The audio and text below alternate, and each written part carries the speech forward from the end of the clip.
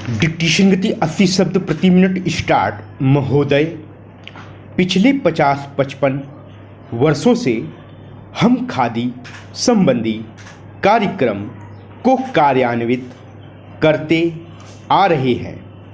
इस कार्य की ओर हमने पर्याप्त ध्यान दिया है और हम में से कुछ ने तो पर्याप्त समय भी दिया है। सबसे बड़ी कठिनाई मिल के बने कपड़े से प्रतियोगिता की है। एक और कठिनाई यह भी है कि सदा इतनी खादी उपलब्ध नहीं होती जितनी कि उसकी मांग रहती है। खादी का आर्थिक आधार भारतीय जीवन संबंधी कुछ मौलिक तथ्य हैं। हमारा देश कृषि प्रधान देश है, जहां अधिकांश लोग किसी न किसी रूप में खेती बाड़ी से अपना निर्वाह करते हैं। यदि आप एक किसान के जीवन पर दृष्टि डालें तो आप यह देखिएगा कि उसका खेत बड़ा हो या छोटा, वह और उसका परिवार वर्ष भर बराबर खेती के काम में ही व्यस्त नहीं रह सकता। उसे काफ़ी समय बेकार रहना होता है। दूसरे रोजगार की खोज में वह अपना घर छोड़कर नहीं जा सकता, क्योंकि खेती के काम में कभी कभी निरीक्षण की आवश्यकता होती है। यदि बेकारी का वह सब समय जब किसान व्यस्त नहीं होता खादी तैयार करने के काम में लगाया जाए तो देश भर की आवश्यकता के अनुसार खादी मिल सकती है। ऐसी व्यवस्था में कोई भी कम मजदूरी का प्रश्न नहीं उठाएगा, क्योंकि यह काम तो ऐसे समय में किया जाएगा जो बिल्कुल खाली होगा। उस खाली समय में किसान कुछ ना कुछ कमाएगा ही, और वह कमाई ऐसी भी नहीं कि उसका कुछ भी मूल्य ना हो। कम से कम वह अपने लिए तो इतना कपड़ा तैयार कर ही सकेगा जिससे उसको बाजार से न खरीदना पड़े। मैं आपको अपने निजी अनुभव से बता सकता हूँ कि 1 घंटा प्रतिदिन काटने से हमें इतना कपड़ा मिल सकता है जितना कि एक औसत हिंदुस्तानी के लिए आवश्यक है, अर्थात 15 से 20 गज कपड़ा प्रति व्यक्ति। इस दृष्टिकोण से देखा जाए तो सस्ते महंगे कपड़े का प्रश्न ही नहीं उठता, क्योंकि खादी खाली समय में किए परिश्रम से प्राप्त हो जाएगी। खादी के संबंध में एक आधारभूत तथ्य है। हम जानते हैं कि आदमी सदा काम नहीं करना चाहता।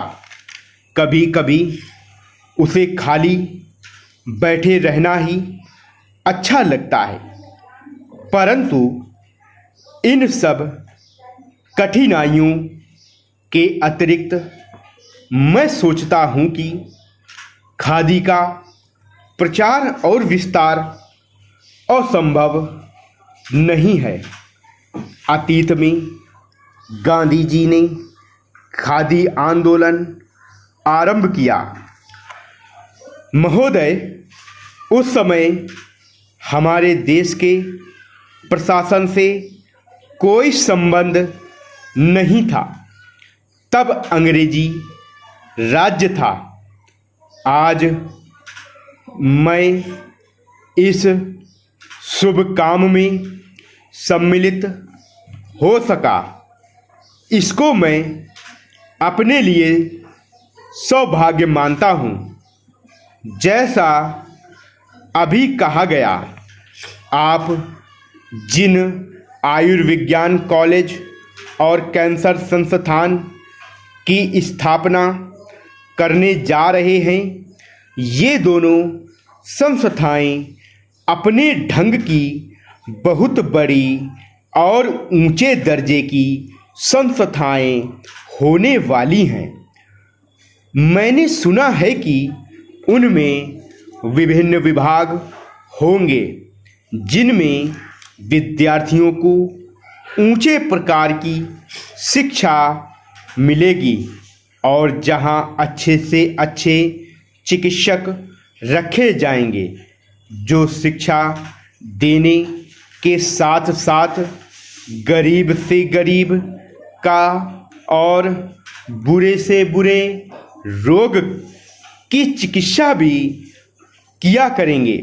सभी आयुर्विज्ञान कॉलेजों में यही स्थिति होती है कि जो वहाँ पढ़ाते हैं वे रोगियों को भी देखते हैं और वहाँ के विद्यार्थी भी पढ़ने के साथ साथ रोगियों को देखते हैं। इस प्रकार उनको साथ ही साथ व्यावहारिक ज्ञान भी मिलता जाता है।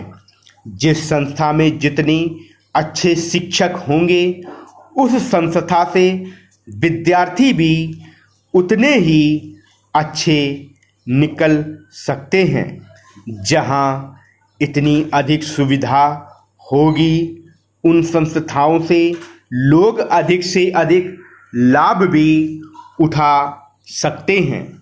आजकल यह एक आश्चर्य की बात है, पर बात सही है कि संसार विज्ञान में बहुत प्रगति कर रहा है। विशेषकर औषध तथा चिकित्सा के संबंध में पिछले जो 2 युद्ध हुए, उनमें यहाँ एक ओर अधिक से अधिक घातक यंत्र तैयार हुए, वहीं दूसरी ओर औषधियों के निर्माण में इतनी उन्नति हुई कि जो बहुत से रोग पहले असाध्य समझे जाते थे, वे अब नियंत्रण में आ गए। इससे फल यह निकलता है कि विज्ञान की प्रगति में कोई दोष नहीं है। इस प्रगति से जो जैसा लाभ उठाना चाहते हैं, उठा सकते हैं। यह मनुष्य पर निर्भर है कि वह उस विद्या से लाभ उठाए या उसे हानिकारक बनाए।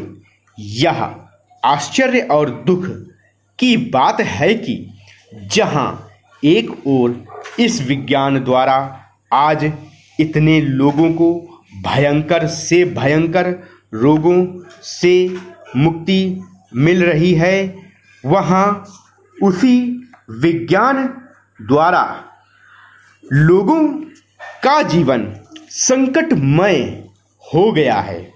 हम चाहते हैं कि हमारे देश के वैज्ञानिक, चाहे वे विज्ञान के किसी भी क्षेत्र में काम करते हों, इस बात को सदा अपने ध्यान में रखें कि यदि विज्ञान का कुछ अर्थ हो सकता है तो वह सेवा होना चाहिए, ना कि विनाश। तभी भावी प्रगति होगी। स्टॉप। अगर आप हमारे पेड ग्रुप से जुड़ना चाहते हैं तो आप नीचे दिए गए टेलीग्राम नंबर पर संपर्क कर सकते हैं। इसी तरह की और डिक्टेशन पाने के लिए हमारे चैनल को सब्सक्राइब करें, इस वीडियो को लाइक करें और ज्यादा से ज्यादा शेयर करें कि हमारी प्लेलिस्ट में उपलब्ध सभी डिक्टेशन की यदि आप प्रैक्टिस कर लेते हैं तो इससे बाहर कोई भी शब्द की डिक्टेशन नहीं आएगी। इसलिए प्लेलिस्ट में जाकर उपलब्ध सभी डिक्टेशन की अधिक से अधिक प्रैक्टिस करें। शॉर्ट हैंड और टाइपिंग में किसी भी प्रकार के डाउट के लिए कमेंट कर सकते हैं। धन्यवाद।